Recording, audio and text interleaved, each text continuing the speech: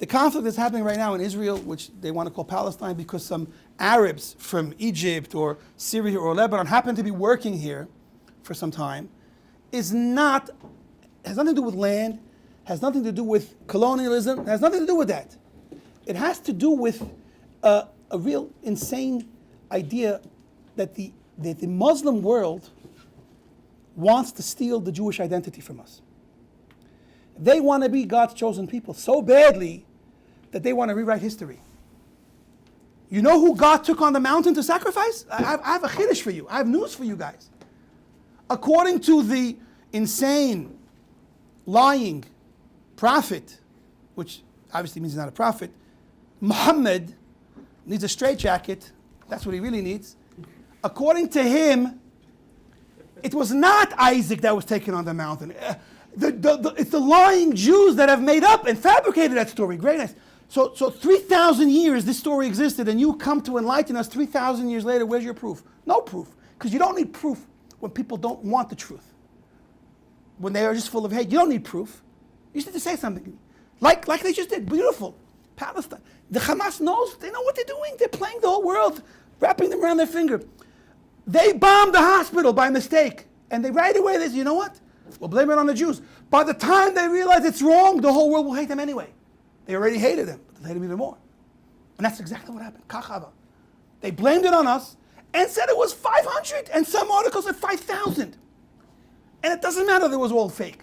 Everybody's already, once you light the fire, it doesn't go out. So they're all still running and screaming because based on a fake reality that they created themselves, propaganda, that incited the entire world to anti-Semitism. How many Jews, innocent, simple Jews, walking around in New York, in Australia, anywhere, have to fear for their lives and for their safety because of the lies that they spread? They know what they're doing. They are professional, expert liars and manipulators. That's what they are. That's what they're doing. But anyway, what's the root of it? They want to steal our identity because they can't live with the fact that we were chosen to be God's people. They want to be God's people. So they lie and say that it wasn't Isaac that was chosen and taken on the mountain, it was Ishmael.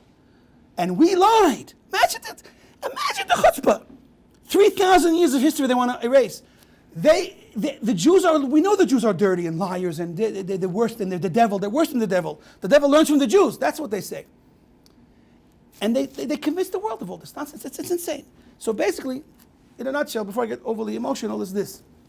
They want to steal our identity. They took our chosenness. They want to be the chosen people. They're the real God's people. And in the end of days, when Jews are going to be hiding behind trees, so the trees themselves, look at the imagination they have, are going to call out to the saintly Muslim soldiers and say, there's a Jew hiding behind me, come kill him. That's what they believe. That's what they preach. Because they're the chosen people. And what did they do? They took our holy place where the Beit HaMikdash stood for thousands. I mean, for whatever, 400 years and 400 years, altogether almost 1,000 years. Everyone knows that that's where our Beit HaMikdash was. And they decided, we can't live with that. So we'll make it our holy place. And it's all phony. Our Al-Aqsa it's all lies. They want to steal our holy place. They want to steal our holy chosenness. They want to steal our holy land. And they want to erase us. You know why they want to erase us so badly? Because when a liar looks in the mirror, he sees a liar. And so when the liars look at us, they see themselves for what they really are. And they think by getting rid of us, they'll be able to live with their lie and fantasy forever. That's not going to happen, though. You know why?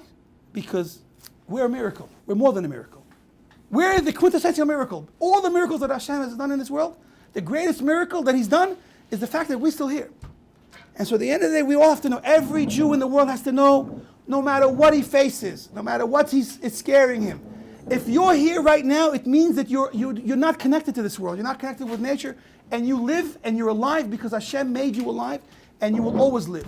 In the end of the day, and this is I'm going to conclude with this. In the end of the day, as Shreki says, we are a miracle because the fact that we're here is a miracle. And they can never kill us. And they will never get rid of us. Ever. And so we cannot be afraid. We have to trust in Hashem in these trying moments and understand that we will be the last man standing. That old broken Jew in the Holocaust that stood and prayed to his God, that's us. We will stand and pray to our God until the very end, and we will be the ones standing in the end.